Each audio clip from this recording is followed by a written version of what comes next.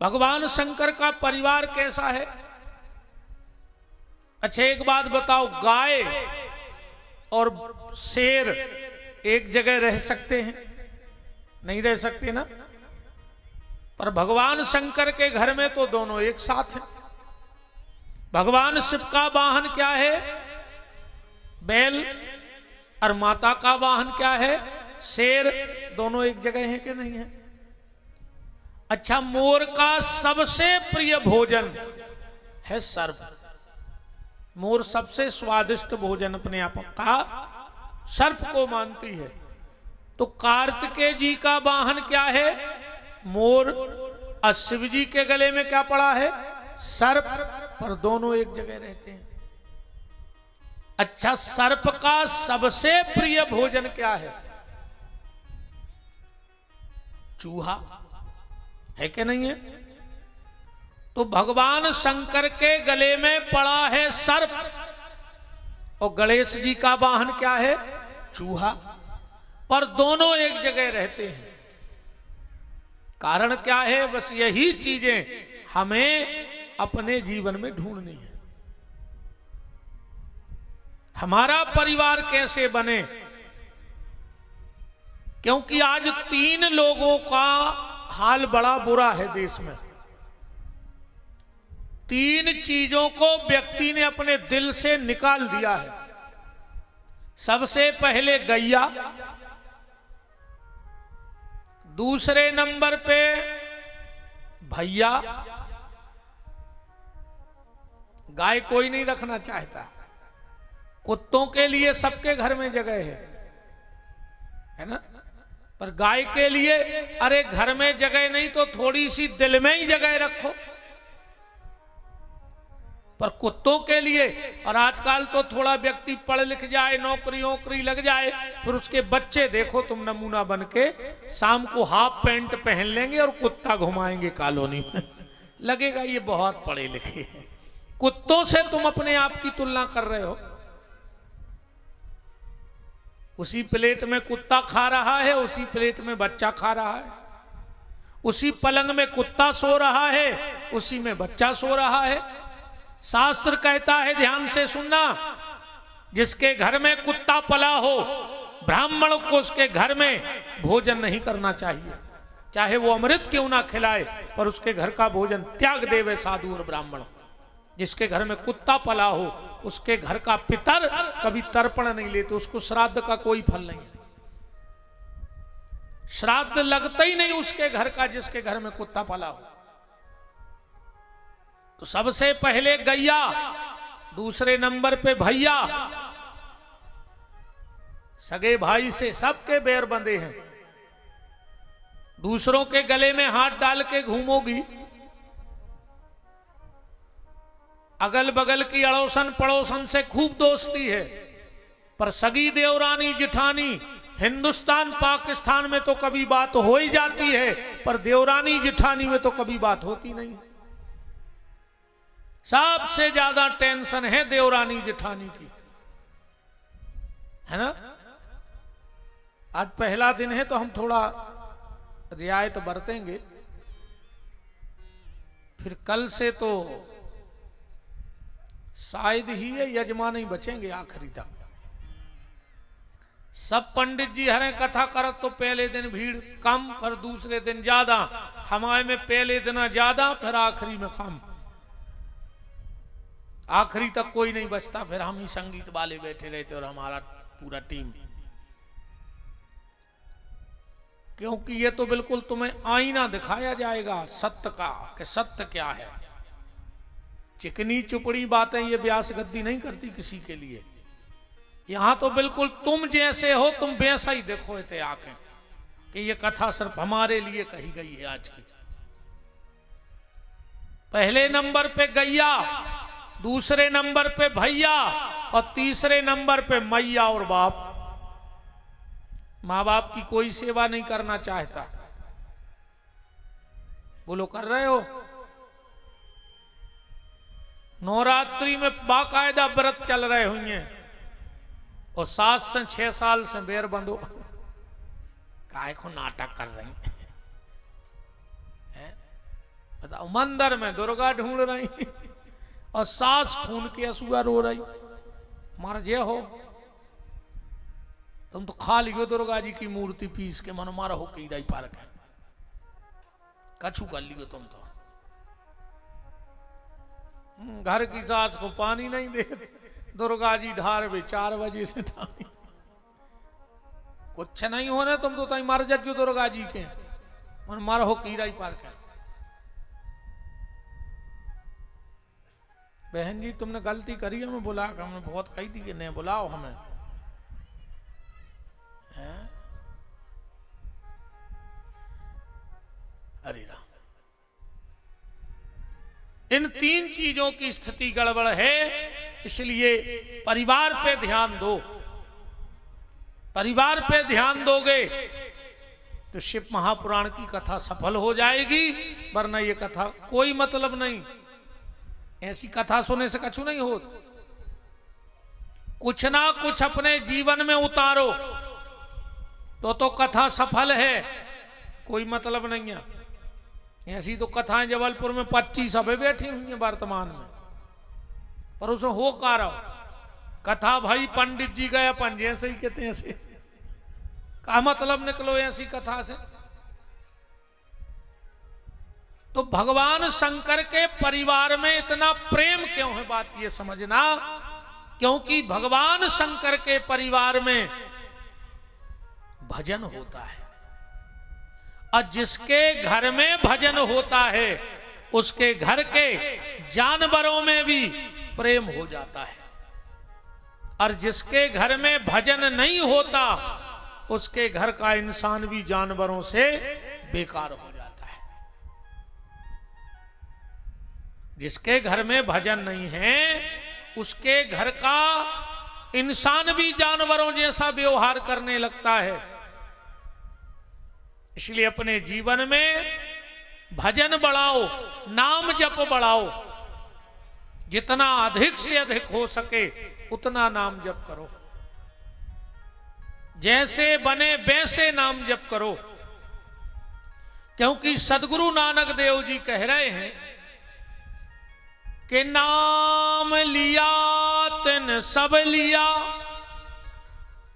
सकल शास्त्र को भेद, ओ बिना नाम न रखे गयो, पढ़ पढ़ चारों वेद। 4 वेद 6 शास्त्र 18 पुराण तुम्हें कंठस्थ हो जाएं, पर अगर भगवान के नाम जप में तुम्हारी प्रीति नहीं है तो सब व्यर्थ चला जाएगा। थोड़ी सी जानकारी, आज पहला दिन है तो हम सिर्फ आपको ग्रंथ की जानकारी दे रहे हैं। आप लोगों ने सुना होगा जैसे भागवत जी में 18,000 श्लोक हैं, 12 स्कंद हैं, 365 अध्याय हैं। तो शिव महापुराण में 7 संहिताएं हैं, 24,000 श्लोक हैं और 464 अध्याय हैं। भागवत जी में कितने हैं? 365, और शिव महापुराण में है 464। 7 संहिताएं हैं।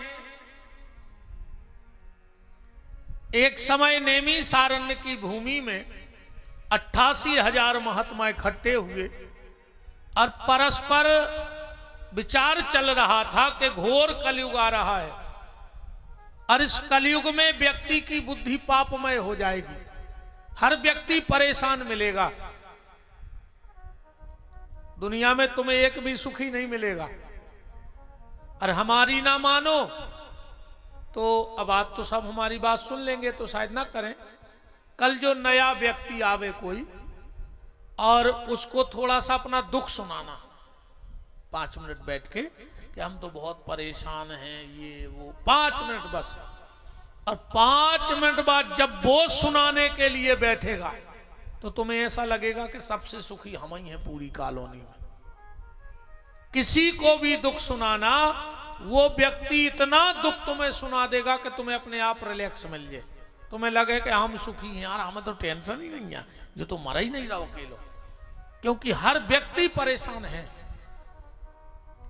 को तन दुखी, को मन दुखी, को धन बिन रहत उदास, और थोड़े थोड़े सब दुखी, पे सुखी राम के दास। हर व्यक्ति दुखी है, हर व्यक्ति के घर में समस्या है। क्यों? इन चार बातों से समझना, कुछ कुछ कुछ कुछ, बहुत कुछ और सब कुछ। किसी के पास कुछ है, किसी के पास कुछ कुछ है, किसी के पास बहुत कुछ है, पर सब कुछ किसी के पास नहीं है। दुनिया में एक व्यक्ति ऐसा नहीं जो कह दे मेरे पास सब कुछ है। कुछ ना कुछ कमी उसके जीवन में रहेगी। कोई भी व्यक्ति ये नहीं कह सकता कि बस अब हमें कुछ नहीं चाहिए। सब टेंशन में है, हर व्यक्ति परेशान है इस दुनिया में। ये हो सकता है कि सबकी परेशानियां अलग अलग हैं। गरीब आदमी की परेशानी अलग और अमीर की परेशानी अलग, बूढ़े की परेशानी अलग और जवान की परेशानी अलग, माताओं की परेशानी अलग, पुरुष की परेशानी अलग। गरीब आदमी की परेशानी क्या है? क्या खाएं, ये उसकी परेशानी है। उसके घर में कुछ है ही नहीं, क्या खाएं ये उसकी परेशानी है। और पैसे वाले की क्या क्या खाएं ये उसकी परेशानी है। वो भी तो परेशानी है कि आज क्या बनेगा। 10 मिनट उसके घर में मेन्यू तैयार होने में लगता है तो परेशानी। जवान आदमी कहता मुझे टाइम नहीं मिलता, मेरे पास टाइम नहीं है। और बूढ़ा आदमी कहता है हमारा टाइम नहीं कटता। एक के पास टाइम है नहीं और एक का टाइम कट नहीं रहा, दोनों परेशान हैं। बहनों की परेशानी अलग है। हमारे पास एक साड़ी नहीं है। ईमानदारी बताओ, जब घर वाले से लड़ती तो ये कहती ना मेरे पास एक साड़ी नहीं है, ये परेशानी नहीं है। अब परेशानी तो हम आगे बता रहे हैं। मेरे पास एक साड़ी नहीं है और अलमारी में साड़ी रखने को जगह नहीं है। देखो कितनी बड़ी टेंशन है। अलमारी में जगह नहीं है और मेरे पास एक साड़ी नहीं है। हर व्यक्ति दुनिया में परेशान है।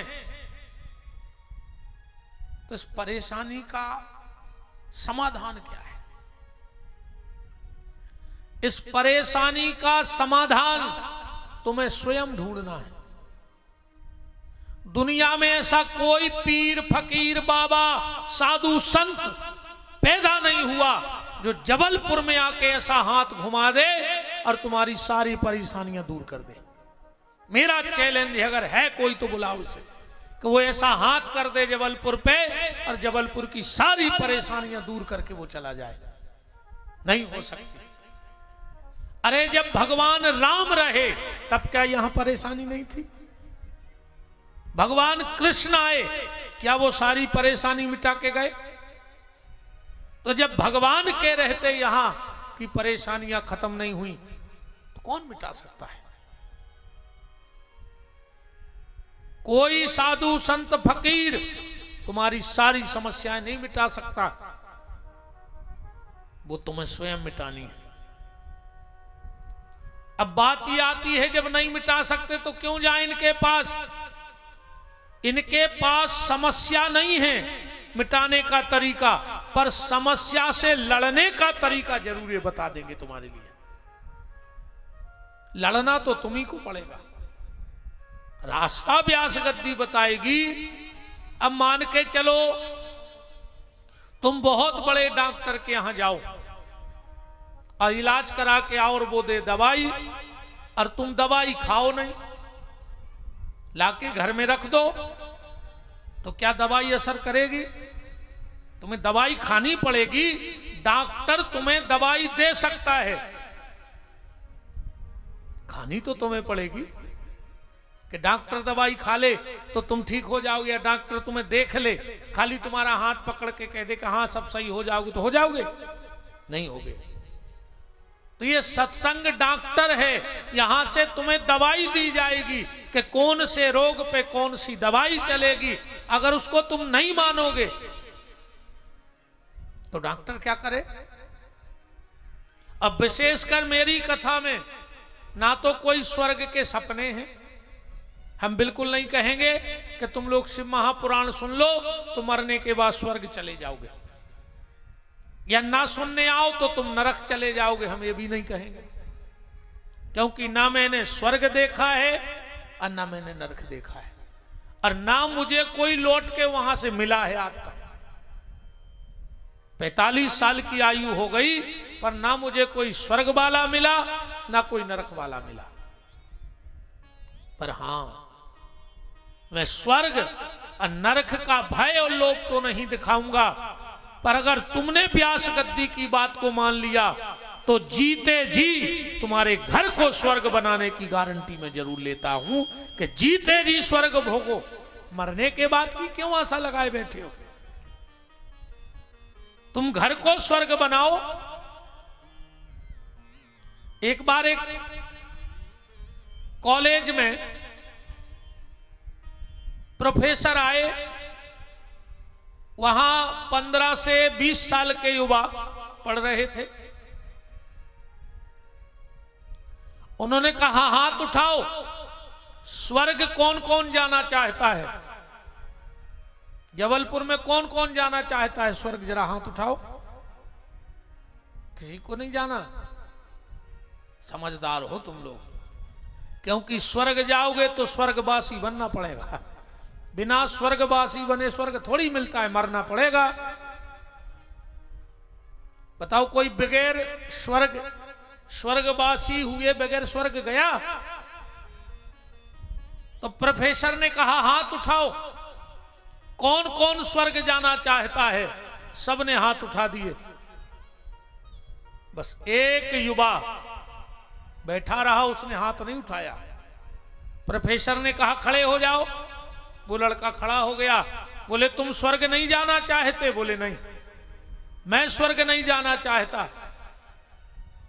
क्यों? और उस लड़के का जवाब सुनना। उस लड़के ने कहा मैं स्वर्ग नहीं जाना चाहता, पर मैं अपने भारत देश को स्वर्ग बनाना चाहता हूं और स्वर्ग को इसी देश में उतारना चाहता हूं। उस युवा का नाम जानते हो क्या है? उस युवा का नाम था नरेंद्र, जो आगे चल करके स्वामी विवेकानंद बने।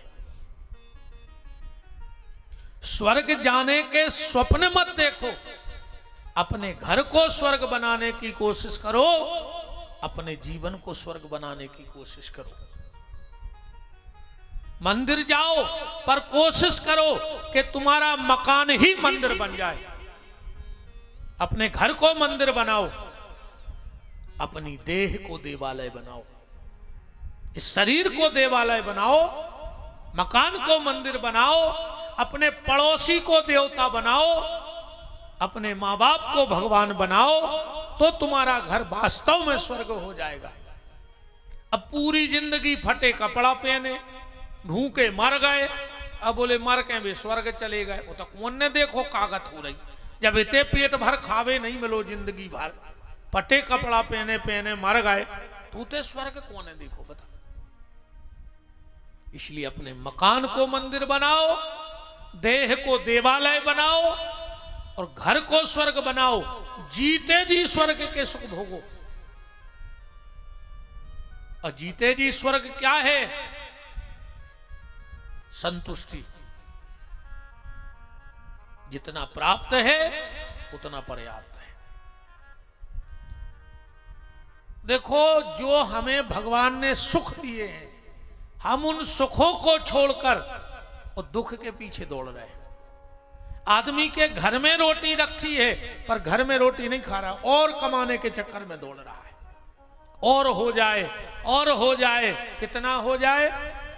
इतना धन हो जाए, कितना? पूरी जिंदगी करो धन धन धन धन कब तक? जब तक घर के ना लिखवा दें कि पिताजी का निधन, है ना? तभी तक आदमी धन के पीछे पड़ा है। और पूरी जिंदगी इसलिए धन कमा रहा है कि घर वाले निधन लिखवा दें बस। और निधन हो गया तो धन का खेल खत्म। कई बार लोग हम ही से कहते, गुरुजी आजकल तो हम इतने फंस गए हैं, इतने व्यस्त हैं कि खावे को टाइम नहीं है। जहर खा लो और मर जाओ। जब तुम्हें खावे को टाइम नहीं है तो जहर खाओ और मर जाओ। पेट में खा नहीं रहे, पीठ पे बांध के ले नहीं जाने, तो कौन बाप को कमा रहा है मुझे बताओ? कम से कम पेट में ही खा लो, पीठ पे तो जाना नहीं है। तो जितना प्राप्त है वो पर्याप्त है। अगर ये भाव तुम्हारे भीतर आ गया तो तुम जीते जी स्वर्ग का सुख भोग रहे हो। और अगर हाय पैसा हाय पैसा हाय पैसा, तो तुम नरक की यातनाओं में ही लगे हो, नरक ही भोग रहे हो तुम। तो भगवान शंकर के परिवार में प्रेम है, और वही प्रेम श्री शिव महापुराण है भगवान का।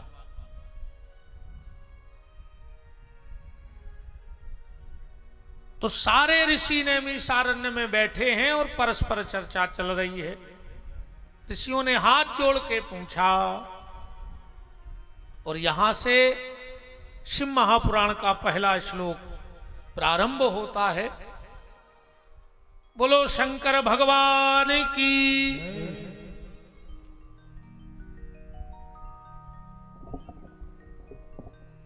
हे सूत, पहला श्लोक शिव महापुराण का।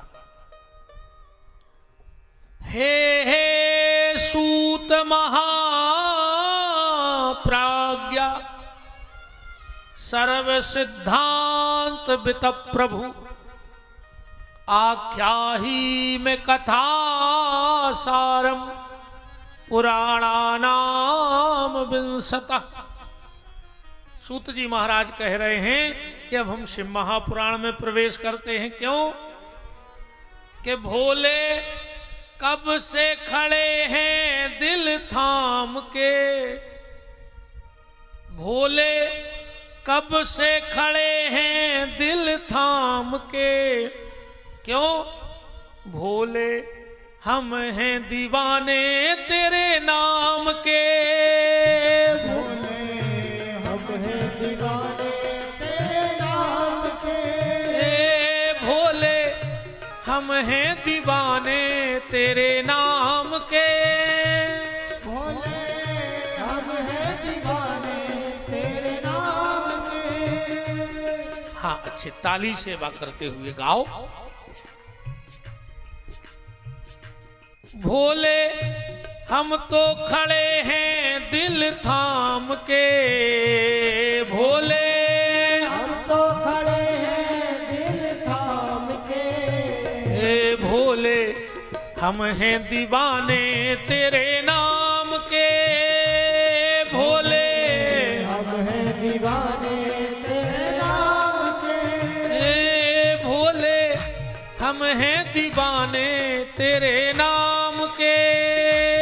भोले हम हैं दीवाने तेरे नाम के।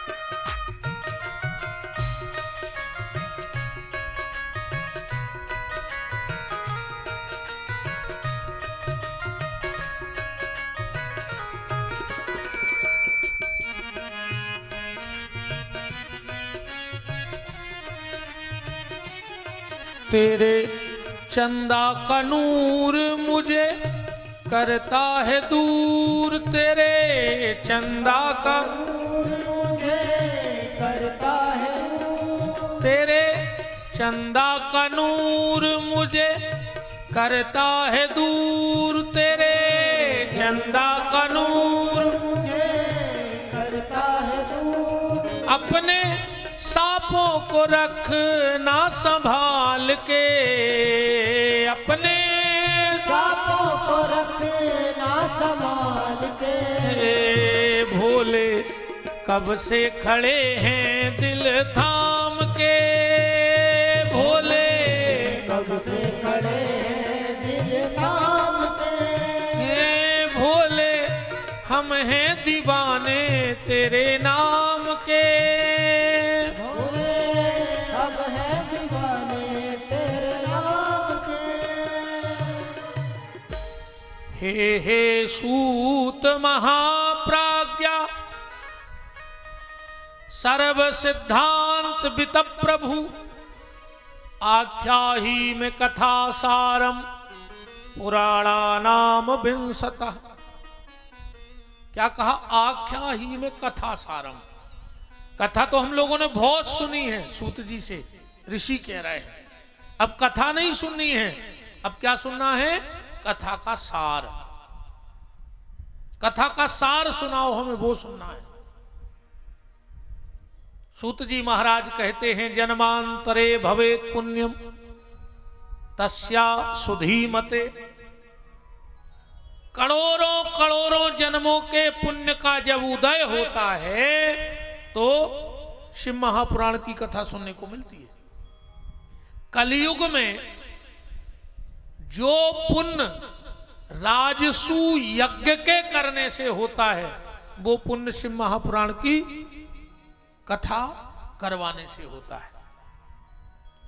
इसी ग्रंथ में लिखा है कि जो चारों धाम ना गया हो, सप्तपुरी ना गया हो, जिसने अयोध्या में सरयू के घाट पे रात न बिताई हो, जिसने कामदगिरी चित्रकूट की परिक्रमा न लगाई हो, अगर वो अनायास ही शिव महापुराण की कथा सुन ले तो उसे सारे पुण्य फल प्राप्त हो जाते हैं। ये शिव महापुराण की कथा का फल है। राजसु यज्ञ, गंगा गोदावरी चारों धाम सप्तपुरी के निवास का फल मां खाली शिव महापुराण की कथा सुनने से है। सूत जी महाराज से शौनक ऋषि हाथ जोड़कर बैठ गए और बोले कि भगवान अब आप हमें कथा सुनाओ। तो सूत जी ने कहा, इसमें 7 संहिताएं हैं, 464 अध्याय हैं, 24,000 श्लोक हैं। पहली संहिता का नाम है बिंदेश्वरी संहिता। आज तो हम आपको ये बता रहे कि आप 6 दिन में अब क्या सुनेंगे। बिंदेश्वरी संहिता में आप भगवान शंकर की पूजा का विधान सुनेंगे। भगवान शंकर को जल क्यों चढ़ता है, भगवान शंकर के गले में सर्प कहां से आया, भगवान शंकर के कानों में बिच्छू कहां से आए, भगवान शंकर ने जिस शेर का मृग चर्म लपेटा वो कहां से आया, बेलपत्र भगवान को क्यों चढ़ाना चाहिए, इसकी उत्पत्ति कैसे हुई, अकौआ, धतूरा, समी, दूरबा ये कहां से बने। ईमानदारी बताओ, तुम लोग बहुत सी महापुराण सुनते हो, ईमानदारी कभी सुना कि अकौआ का जन्म कैसे हुआ, समी का पेड़ कैसे बना, धतूरा भगवान शंकर को इतना प्रिय क्यों है, ये कहां से प्रकट हुआ, जलहरी कैसे प्रकट हुई। मैं चैलेंज से कहता हूं, एक व्यक्ति हाथ उठा के बता दे कि महाराज मैंने कथा सुनी है कि भगवान शंकर की जलेरी ऐसे बनी थी। एक जन बता दे कोई। और कहो तो हम 7 दिन का समय दे रहे, आखिरी दिन तक बता देना। लोग कहते हैं ना नेट पे सब कुछ है, नेट के बाप को छुट्टी है। कर लियो 7 दिन में सर्च कि भगवान शंकर की जलेरी कैसे प्रकट भई। बहुत सी चीजें ऐसी हैं जिनसे हम अनभिज्ञ हैं।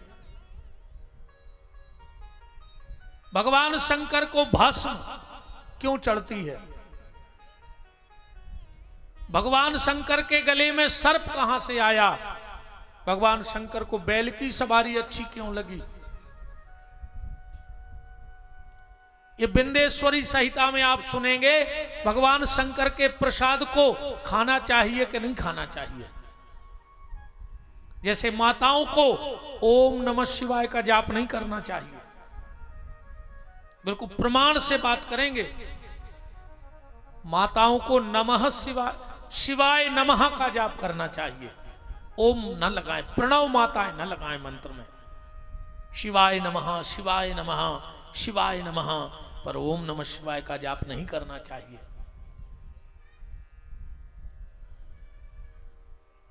भगवान शंकर पे चढ़ा हुआ जल पीना चाहिए कि नहीं पीना चाहिए? कई लोग कहते पी लेना चाहिए, कई लोग कहते नहीं पीना चाहिए। तो ग्रंथ क्या कह रहा है? क्योंकि ये 24,000 श्लोकों का ग्रंथ रखा है। भगवान शंकर को कौन सा भोजन अच्छा लगता है? भगवान शंकर की पूजा कब करें, कैसे करें, किस दिशा में बैठ के करें, इन सब चीजों की जानकारी भगवान शंकर को सीधा बेलपत्र ले जाकर के शिव की पिंडी पे नहीं चढ़ाना चाहिए। उस घर के लोगों की बुद्धि चंडाल जैसी हो जाती। हाँ, बिल्कुल गारंटी है। और बिल्कुल जिसको शंका हो जहां आओ हम प्रमाण दे के बात करेंगे। बिल्कुल कोरी काल्पनिक कोई कथा नहीं होती हमारी। हम जो बोलेंगे उसका प्रमाण देने की ताकत रखते हैं। कभी भी शिव की पिंडी पे सीधा जल नहीं चढ़ाना चाहिए। माताएं मंदिर जाती सीधी शिव जी के ऊपर जल चढ़ाऊ थे, नहीं चढ़ाना चाहिए, बुद्धि खराब हो जाए। क्योंकि इसी ग्रंथ में लिखा है बाण लिंगम च लोह लिंगे सिद्ध लिंगे स्वयं भुवि न चंडकाराधिकारा भवेत। भगवान शिव की पिंडी में चंड का निवास है यहाँ। और अगर बेलपत्र और जल पहले चंड को स्पर्श हो जाता है तो वो उसकी बुद्धि में जाके बैठ जाता है। तो शिव को बेलपत्र कैसे चढ़ाएं, जल कैसे चढ़ाएं, शिव जी की पूजा में क्या नहीं करना चाहिए, ये सारी भगवान शंकर के बारे में जानकारी 1 मुखी से 14 मुखी तक के रुद्राक्ष की महिमा। किसी को भी कोई भी रुद्राक्ष नहीं पहनना चाहिए, कोई भी दे दे के पहन लो। किसको 1 मुखी, किसको 2 मुखी, किसको 3 मुखी, ये सारी जानकारी आपको ग्रंथ के श्लोक पढ़ पढ़ के संख्या लेके बताया जाएगा। फिर सती का जन्म कैसे हुआ, सृष्टि कैसे बनी, ये कथा आप सुनेंगे। और भगवान शंकर के कितने अवतार हैं? जैसे लगभग सबको पता है कि भगवान के 24 अवतार हैं राम जी के, तो भगवान शंकर ने कितने अवतार लाए? को पता नहीं है। शिव महापुराण दिन रात सुना तुम हो रहे। क्योंकि ईमानदारी ये है, मैं निंदा नहीं कर रहा हूं, ज्यादातर जो शिव महापुराण के कथावाचक हैं वो कथा शिव महापुराण से न बोल करके दुनिया भर की बातें जो करो जो करो, जो न करो जो करो, बस यही में लगे हैं। मूल ग्रंथ की कथा बहुत कम बोली जाती है। यहां वहां की बातें तो दुनिया भर की हैं, पर मूल शिव महापुराण में क्या लिखा है ये कम पढ़ा जाता है। इसीलिए हम अधूरे ज्ञान में बैठे हैं। हम तो कह रहे बता दो किसी में ताकत हो के धतूरो कैसे प्रकट भाव, अकौआ काय भगवान शंकर को चढ़त कैसे प्रकट भाव। बहुत सी चीजें हैं। इतनी बहनें बैठी बिछिया पहनती ना, बिछिया पांव में। एक जन बता दो पहली बार किसने बिछिया पहने थे? एक जन बता दो कि पहली बार बिछिया पहने किसने थे हमारे धर्म में? और आज भी नियम है कि बिछुआ या बिछिया जो भी आप बोलो, वो पति के नहीं लगते, पहले के लगते हैं। पति कभी बिछिया नहीं लाता, जो चढ़ाया आता है उसमें बिछिया नहीं आते। क्या आते हैं? दीदी, बुआ, ऐसे जो रिश्ते होते हैं वो बिछिया ला के पहनाती हैं। पहनाती कि नहीं पहनाती? पति के उसमें जो हार वार जो भी आता है उसमें बिछिया नहीं आते। अब इन सब चीजों की जानकारी होनी चाहिए कि नहीं होनी चाहिए। एक बहन बता दो, पहली बार मंगलसूत्र किसने पहना था? ये मंगलसूत्र पहनना कब से प्रारंभ हुआ? और मंगलसूत्र में काला मोती और सोने का मोती ही क्यों लगता है? पहली बार हमारे यहां ग्रंथि बंधन किसका हुआ? जो गांठ जुड़ती ना, सनातन धर्म में पहली बार ग्रंथि बंधन किसका हुआ? किसी को पता नहीं है, बस चल रहा है। अपने नियम धर्म ऐसे चल रहे हैं। सुनो का भाव, एक बार एक रानी के पांव दबा रही थी नौकरानी। पांव दबाते दबाते नौकरानी हंस रही थी। रानी ने कहा, तो बड़ी खुश लग रही, क्या बात है? इतना खुश तो मैंने तुझे कभी देखा ही नहीं। रानी बोली, नौकरानी बोली कि महारानी, गुल्लू हुआ है, गुल्लू, इसलिए खुश है। अरे रानी ने कहा, तो बहुत खुशी की बात है। रानी तुरंत गई, सो मिठाई ले आई, नौकरानी को खिलाई और खुद ने खा ली। इतने में आ गया राजा। अरे बोले, रानी मिठाई खा रही हो? रानी बोली, गुल्लू हुआ है तो मिठाई तो बटेगी। राजा ने कहा, तो हमें भी खिलाओ। राजा मिठाई खा रहा था, बगल में खड़ा था सिपाही। सिपाही ने कहा, महाराज आप तो मीठा खाते नहीं और आज खा रहे हो। अरे बोले, ऐसी बात ही है, गुल्लू हुआ है।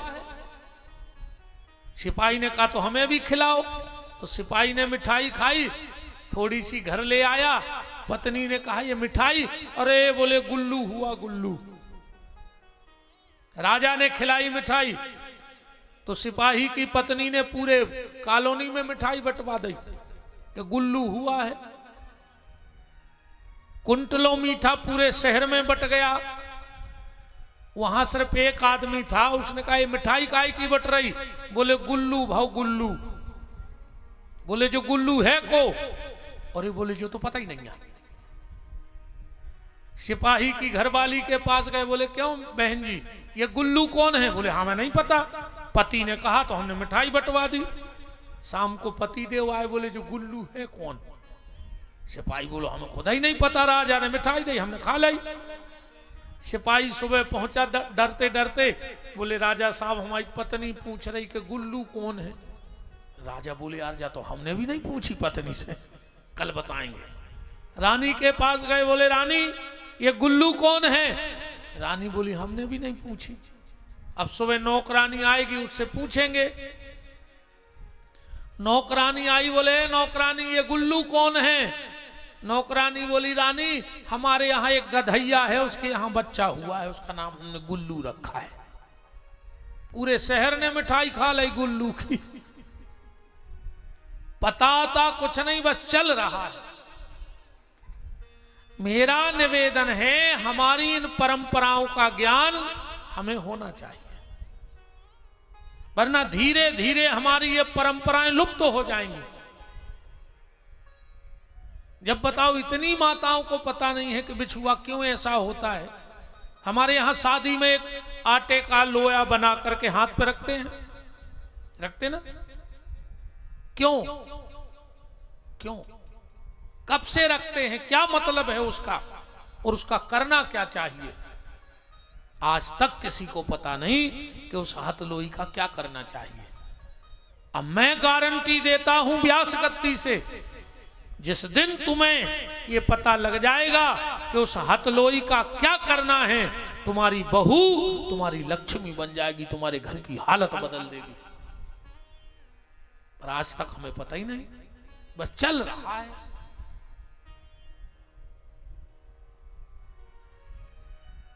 कि सबसे सुंदर सबसे प्यारा है भोले का नाम। ऐसा कर्म करा दे रे बाबा, हो जाए बेड़ा पार, कभी तेरा द्वार न छूटे, भोले का नाम न छूटे, कभी तेरा द्वार न छूटे, भोले का नाम न छूटे। सबसे सुंदर सबसे प्यारा है भोले का नाम। ऐसा कर्म करा दे रे बाबा, हो जाए बेड़ा पार, कभी तेरा द्वार न छूटे, भोले का नाम न रूठे, कभी तेरा द्वार न छूटे, भोले का नाम न छूटे। हरि बोल।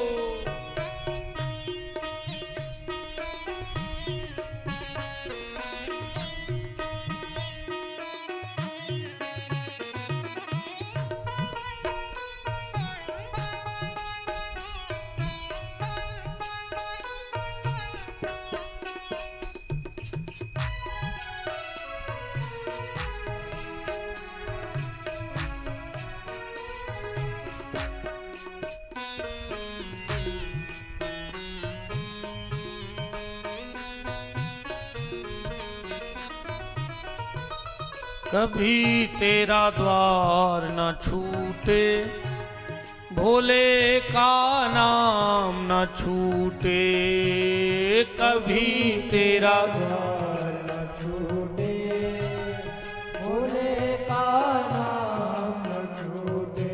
नमः शिवाय, ओम नमः शिवाय,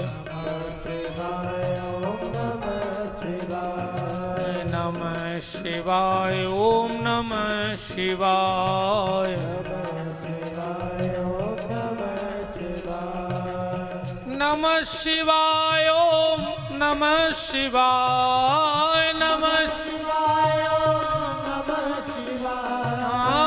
नमः शिवाय ओम नमः शिवाय, नमः शिवाय नमः शिवाय, नमः शिवाय ओम नमः शिवाय, नमः शिवाय ओम नमः शिवाय।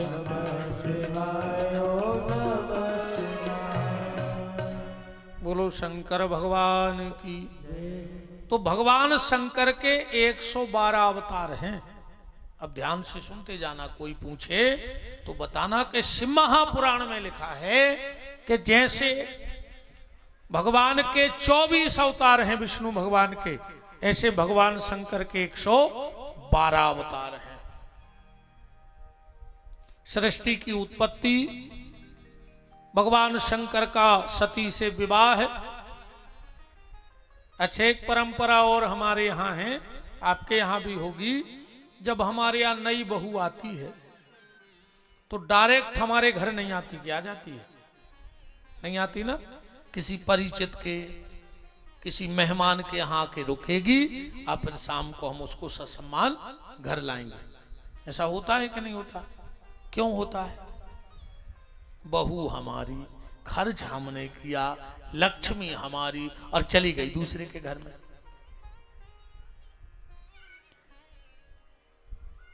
इन परंपराओं का हमें आपको ज्ञान होना चाहिए। मेरा सिर्फ मतलब ये है कि इन सब चीजों की जानकारी हमें और आपको होनी चाहिए। अपने बच्चों को क्या बताओगे? इसीलिए तो आज लोग धर्म का मजाक उड़ाते हैं। बच्चे कहते हैं साहब मम्मी पाखंडवाद है, ढकोसला है, लेकिन जब उसको मेन बात बताई जाएगी कि नहीं बेटा ये इसलिए होता है क्योंकि आज के ये बच्चे बहुत होशियार हैं, बहुत होशियार हैं,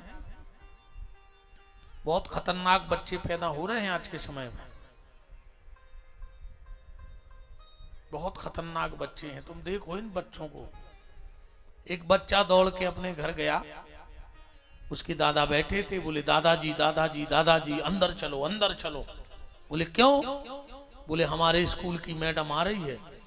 तो दादाजी बोले तुम्हारे स्कूल की मैडम, तुम अंदर जाओ, हम क्यों जाएं? लड़का बोलो दादा तुम्हारे मरे की तो छुट्टी लेके आए हैं कि दादा खत्म हो गए तो छुट्टी दे दो। इतने होशियार बच्चे हैं आज के, इनको समझो, इनके पास तर्क है, उस तर्क को तुम्हें शास्त्र से काटना है। आज का बच्चा तर्क करना सीख गया है, तो तर्क को तर्क से काटना है। तर्क को डांट से नहीं काटा जा सकता। तुम डांट दोगे, वो तर्क थोड़ी देर को उसके अंदर बैठ जाएगा, पर वो फिर उठ के आएगा। लेकिन जब तर्क को शास्त्र के शस्त्र से काटोगे, तो फिर उस बच्चे के भीतर दूसरी बार तर्क नहीं आएगा। तो ऐसी कई विलक्षण जानकारियां आप इससे महापुराण में 6 दिन के उसमें जानकारी प्राप्त करेंगे। एक एक चीज, घर में कितनी मूर्तियां हो, कितनी ना हो,